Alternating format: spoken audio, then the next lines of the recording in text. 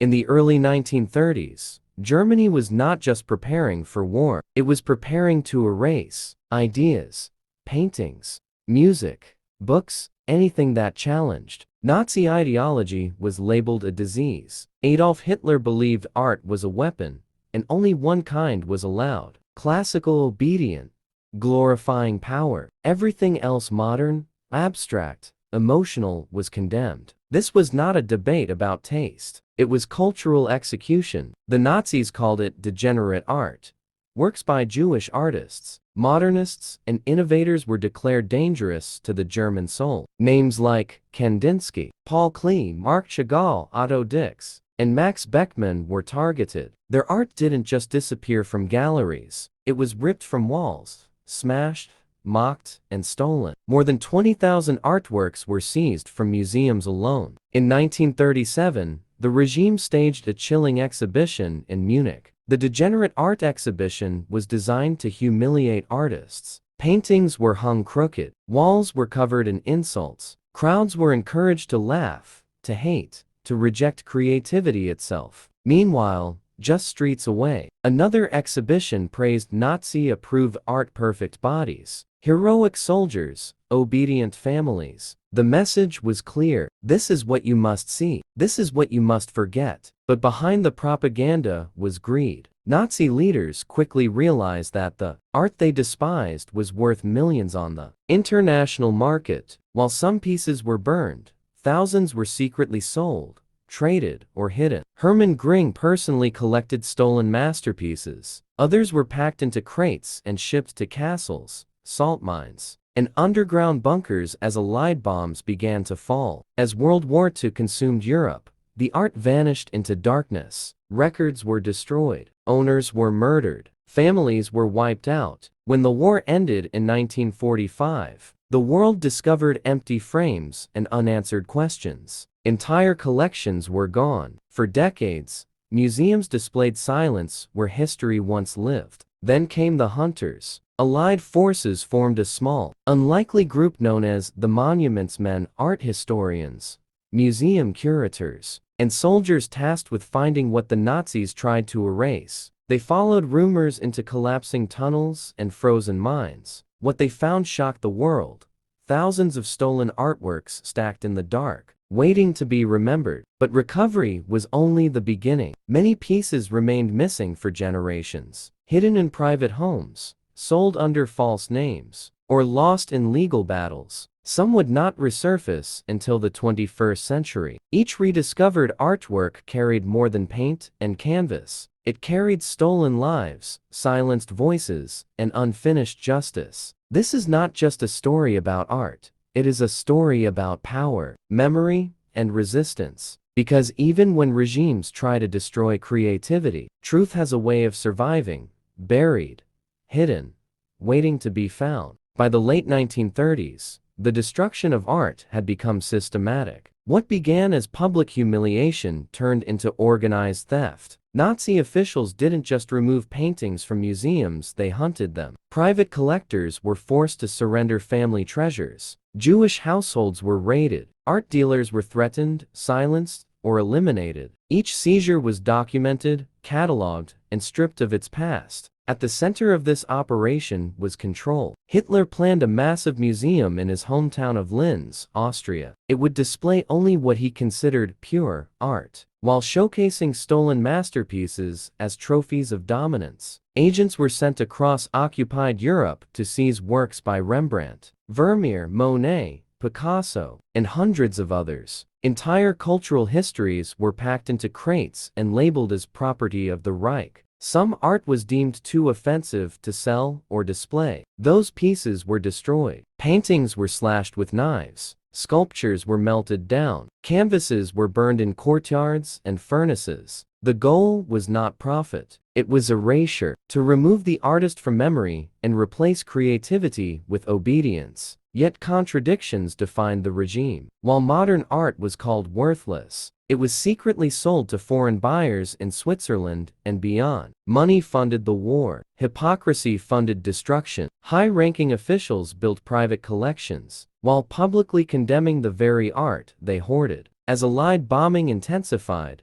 Fear replaced confidence. Nazi leaders rushed to hide what they had stolen. Art was moved constantly: castles, monasteries, alpine caves, and salt mines. The Altaussee salt mine in Austria became one of the largest hiding places. Thousands of paintings were stacked deep underground, protected from bombs but trapped in silence. By 1945, the Third Reich was collapsing. Orders were given to destroy hidden art rather than let it be recovered. Explosives were placed inside mines. Entire cultural legacies stood minutes away from annihilation, but not everyone obeyed. Local miners risked their lives to disable the bombs, preserving what the world thought was already lost. When Allied forces advanced, they found more than weapons. They found stolen civilization. Miles underground, they uncovered crates marked with numbers instead of names. Each crate represented a missing story, broken family, and interrupted life. The scale was overwhelming. Over 100,000 artworks were missing across Europe. Museums didn't know what belonged to whom. Survivors had no documents. Many rightful owners were gone forever. The question was no longer just where the art was, but who it truly belonged to. This chapter of history reveals something chilling. The Nazis understood the power of culture. That's why they tried to control it. That's why they tried to destroy it. Because art doesn't just reflect freedom, it remembers it. And memory, even buried deep underground,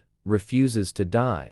When the war ended, the truth surfaced slowly and painfully. Europe was in ruins, and so was its cultural memory. Museums reopened with bare walls. Families searched for belongings that no longer existed. Art, once a symbol of identity, had become evidence in the largest theft in history. Recovering it would take more than victory. It would take patience, law, and moral courage. The Allied response was unprecedented. Specialized units began documenting, transporting, and returning stolen works. Each painting was photographed, numbered, and traced through fragments of records left behind by the Nazis, but the process was chaotic. Many crates had been mislabeled, others were deliberately falsified. Years of lies had turned truth into a maze. For survivors, the struggle was deeply personal. Holocaust victims returned to cities where their families were gone and their art collections scattered across continents. Proving ownership was nearly impossible. Receipts had burned, witnesses had vanished. Some museums accepted claims, others resisted,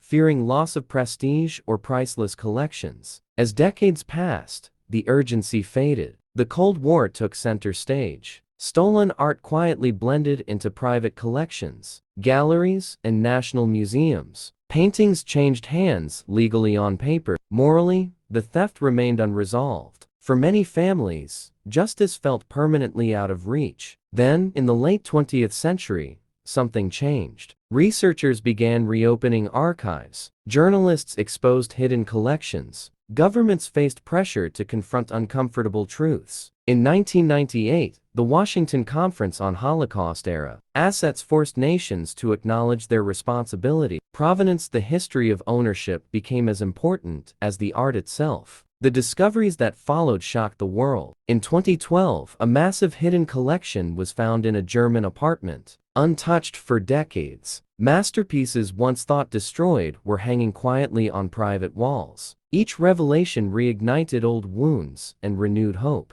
But restitution was never simple. Legal battles dragged on for years. Some heirs were denied claims. Others received works worth millions, only to sell them to survive. Justice came slowly and evenly, and often too late. Still, every return mattered, because each recovered artwork was more than property. It was proof. Proof that history could be confronted. Proof that theft could not erase identity forever. Proof that even after silence, voices could be heard again. Today, museums across the United States and Canada actively review their collections. Labels now tell fuller stories: who owned the piece, who lost it, and why it matters. Audiences are no longer just viewers. They are witnesses. This chapter of the story reminds us that art is not neutral. It carries memory, trauma, survival, and when stolen art is finally returned, it doesn't just go back to a family or a wall. It goes back to history where it belongs,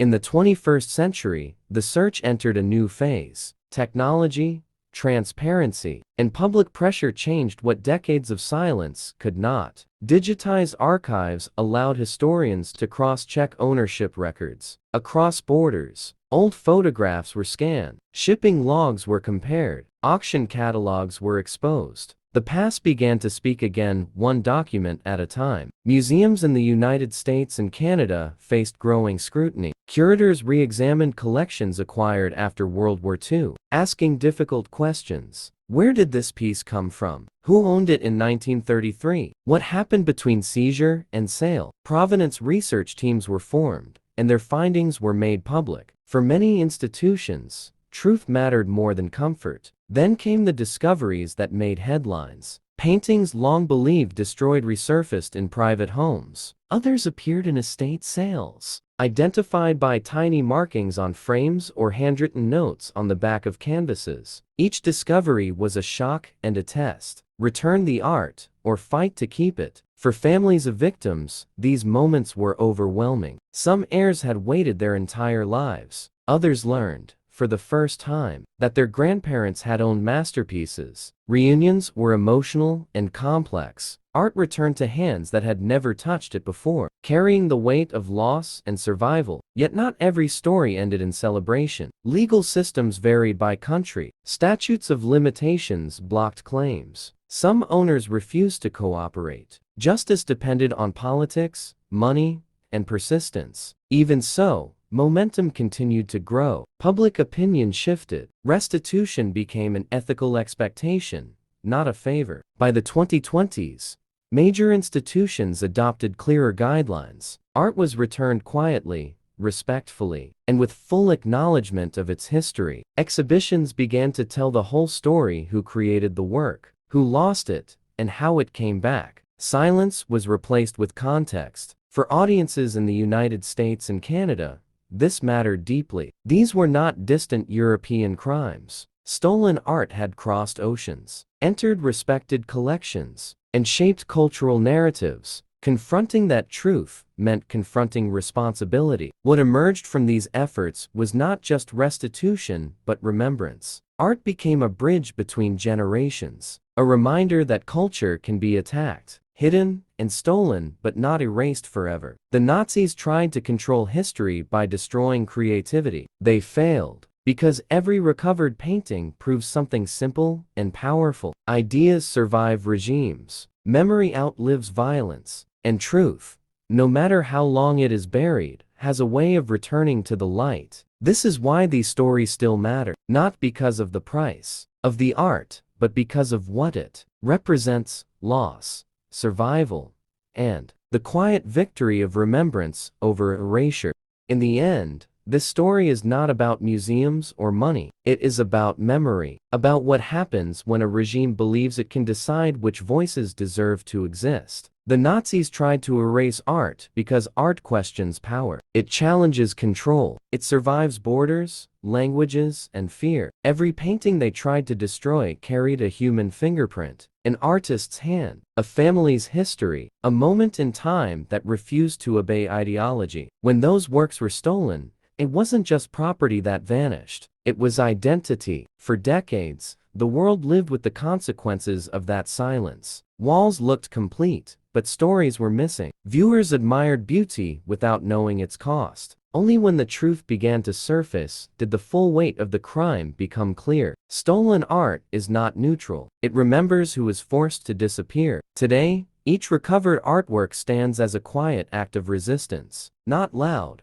not dramatic, just honest. A name restored, a history acknowledged, a wrong partially corrected. No return can undo what was taken, but recognition matters. It tells the victims they were seen. It tells the future that erasure failed. For audiences in the United States and Canada, this story carries a responsibility. These nations became homes for both survivors and stolen culture. Confronting that past is not about guilt. It is about truth, about choosing transparency over comfort, about understanding that history does not end when the war does. Museums now face a choice: to be vaults of beauty or keepers of memory. The most respected institutions have chosen the harder path. They investigate, they admit, they return, and in doing so, they transform art from an object into a witness. What the Nazis never understood is simple. You cannot destroy creativity without exposing fear. You cannot erase culture without proving its power. And you cannot bury truth forever, because truth has allies. Scholars, archivists, families, viewers, people who ask questions instead of accepting silence. People who believe that history should be faced, not framed. The art the Nazis tried to erase did not vanish. It waited in mines, in attics, in forgotten files. And when it returned stronger, carrying stories that can no longer be ignored. This is why these paintings matter today. Not because they survived war, but because they survived hatred. And in surviving, they remind us of something essential: that even in the darkest moments of history, humanity leaves behind proof that it existed, created, and endured. And that proof, once found, must never be hidden again.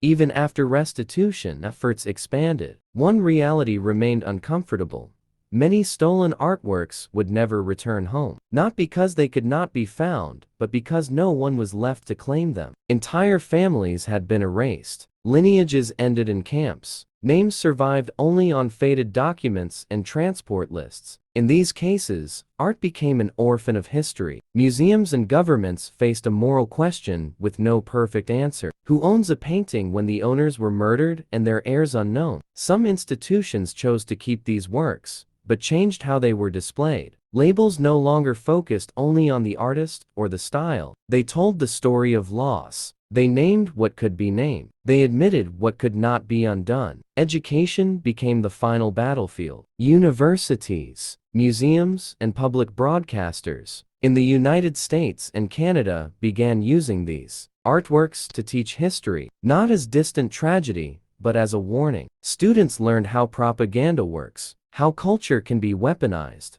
how quickly creativity can be labeled dangerous when power feels threatened. This shift mattered because the Nazi assault on art was never just about paintings. It was about controlling imagination, dictating what people were allowed to feel, think, and question. When art was destroyed, freedom was the real target. Survivors understood this deeply. Many spoke not about the value of what was taken, but about what it represented. A piano no longer played. A painting once hung in a living room. A sketch made by a parent who never came home. Art was proof of normal life, something genocide tried to erase. In recent years, descendants of victims have stepped forward, not just as claimants, but as storytellers. They donate recovered works to museums under one condition: tell the truth. Tell visitors where this came from. Tell them why it disappeared. Tell them who paid the price. This has reshaped how audiences experience museums today. Viewing art is no longer passive. It asks something of the viewer: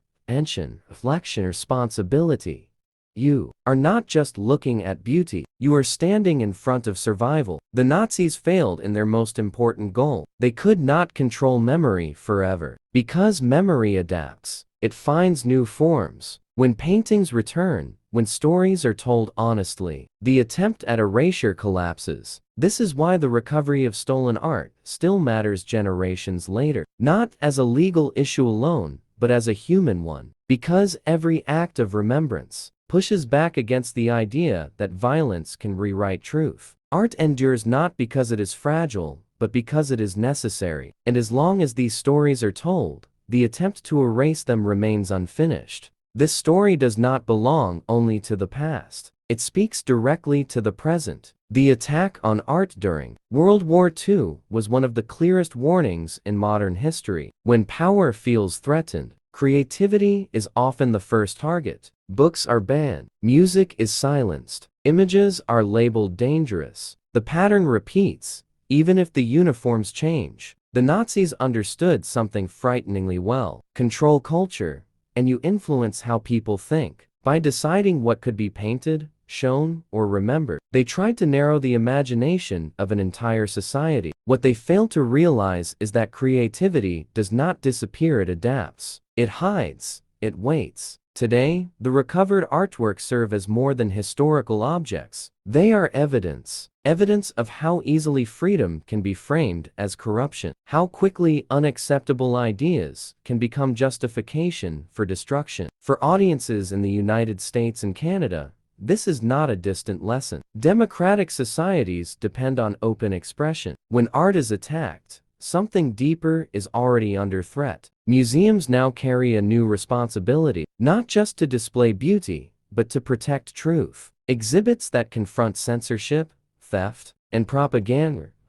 remind visitors that history is not abstract. It is built from real choices made by real people. Silence is also a choice, and often the most dangerous one. The story of stolen art challenges viewers to ask hard questions. Who decides what is acceptable culture? Who benefits when voices disappear? And what is lost when we look away? These questions are uncomfortable but necessary. You do not need to be an artist to understand this lesson. Creativity exists in every form of human expression. Stories, ideas, questions. When those are restricted, society shrinks. When they are protected, society grows stronger. The paintings the Nazis tried to erase now hang in museums with full context, not as trophies but as warnings. They remind us that hatred often disguises itself as order, that censorship often claims to protect values while destroying them. This is why remembrance must stay active, not frozen in memorials,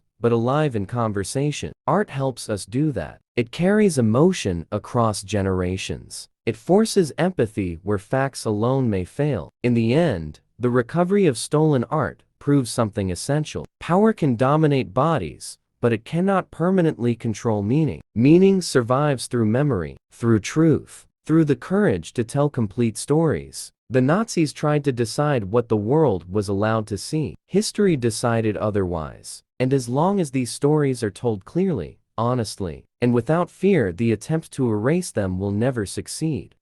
This is where the story comes full circle. What began as an attempt to erase culture ended as proof of its survival. The Nazis believed that by destroying art, they could control history. Instead, they exposed their fear of it. Because art does something power cannot, it remembers. Every recovered painting stands as a quiet verdict against tyranny. Not shouted, not forced, simply present. It says, someone was here, someone created this, someone mattered, and no regime had the authority to erase that truth. For audiences in the United States and Canada, this history carries a clear responsibility. Freedom of expression is not guaranteed by time or distance. It must be protected, questioned, and defended, especially when it becomes uncomfortable. The moment art is labeled dangerous, society is already standing at the edge. Museums today are no longer neutral spaces. They are witnesses. When they tell the full story, who lost the art, how it was stolen, and why it was hidden, they turn objects into lessons. They remind visitors that culture can be targeted just as violently as people. This is why the recovery of Nazi-looted art still matters in the modern world. Not because of auction prices, not because of fame, but because it proves that injustice leaves traces, and those traces can be followed, slowly, carefully, honestly. The artists the Nazis tried to silence are now studied, displayed, and respected worldwide. Their work speaks louder today than it ever could under censorship. That is the final failure of erasure. What is suppressed often returns stronger, carrying the weight of truth. History does not ask us to feel guilty. It asks us to pay attention, to recognize patterns, to understand how easily fear can dress itself as order, and how quickly silence can become complicity. Art teaches us this without shouting. It asks us to look, to feel, to remember. The paintings hidden in mines, castles, and attics were never truly lost. They were waiting for honesty, for courage, for a world willing to face what happened. Now that they are found, the responsibility belongs to us. To tell the story completely, to refuse erasure in any form, to protect creativity wherever it is threatened. Because once history is hidden, it can repeat. But once history is remembered, it can be resisted. This was not just the art the Nazis tried to erase. It was the humanity behind it, and humanity endured. Long after the final artworks were recovered, the impact of Nazi cultural theft continued to shape the modern world. Laws were rewritten, museum ethics evolved, and the way societies talk about history fundamentally changed. What once seemed like isolated, wartime crimes are now understood as part of a larger strategy, one that targeted identity itself. The legacy of stolen art forced nations to confront uncomfortable questions. Can a museum truly own something taken through violence? Does legality matter if morality is absent? In the United States and Canada, these questions reshaped cultural policy. Institutions introduced transparency standards, open databases, and public restitution reports. Silence was no longer acceptable. For younger generations, this legacy became educational. Art history was no longer taught as a sequence of styles and movements alone. It included loss, theft, and recovery. Students learned that paintings can be evidence, that frames can hide crimes, that culture is never separate from power. This shift also changed how audiences engage with museums. Visitors no longer ask only, "Who painted this?" They ask, "Who lost this?" That single question transforms viewing into witnessing. It connects past injustice to present responsibility. The legacy also lives in families. Descendants of victims have become guardians of memory. Some choose to keep recovered works private, others loan them to museums, so the story remains visible. Both choices are acts of control. Something stolen generations ago is finally reclaimed, yet the legacy is not finished. Thousands of artworks remain missing. Some may hang unnoticed on walls, others may still rest in storage, misidentified or ignored. Recovery is slow, but persistence matters. Every rediscovery proves that history can still move forward. The story of Nazi-erased art reminds us that culture is fragile but not weak. It can be attacked, hidden, and scattered, yet it has an extraordinary ability to endure. That endurance comes not from institutions alone, but from people who refuse to forget. For audiences in democratic societies, this legacy is a warning and a guide. When art is questioned, restricted, or labeled dangerous, history urges vigilance. Freedom rarely disappears all at once. It erodes quietly through control of expression. The recovery of stolen art shows the opposite process. Restoration happens slowly, deliberately, and with courage. It requires acknowledgement before healing, truth before closure. This is the lasting impact of what the Nazis tried and failed to do. They could not erase creativity, they could not own memory, and they could not prevent future generations from uncovering what was buried. Legacy is not what power leaves behind, it is what truth restores. The story ends where responsibility begins. What the Nazis tried to erase did not disappear into history. It became a test for every generation that followed, a test of honesty, of courage, of whether truth would be confronted or quietly ignored. Art survived the war, but meaning survived the aftermath. Each recovered painting forced the world to look again not just at what was taken, but at how easily it happened. Culture was not destroyed in secret. It was attacked in public, applauded by crowds, justified by ideology. Remembering that is uncomfortable and necessary. For the United States and Canada, this epilogue carries weight. These countries became safe havens for survivors and for stolen art. Over time, they faced a choice: preserve beauty without context, or preserve truth with it. The most meaningful progress came when institutions chose transparency over prestige. This is why the story of erased art cannot end with recovery alone. Discovery without acknowledgement is incomplete. Display without truth is another kind of silence. Real closure comes only when history is told fully, even when it challenges admiration. The Nazis believed that controlling culture would secure power. Instead, it revealed weakness. Because culture does not belong to regimes. It belongs to people past, present, and future. Every attempt to dominate it leaves a record of fear. Today, when visitors stand before these once hidden works, they are not just observing art. They are participating in remembrance. They are completing a story interrupted by violence, That participation matters. History warns us clearly.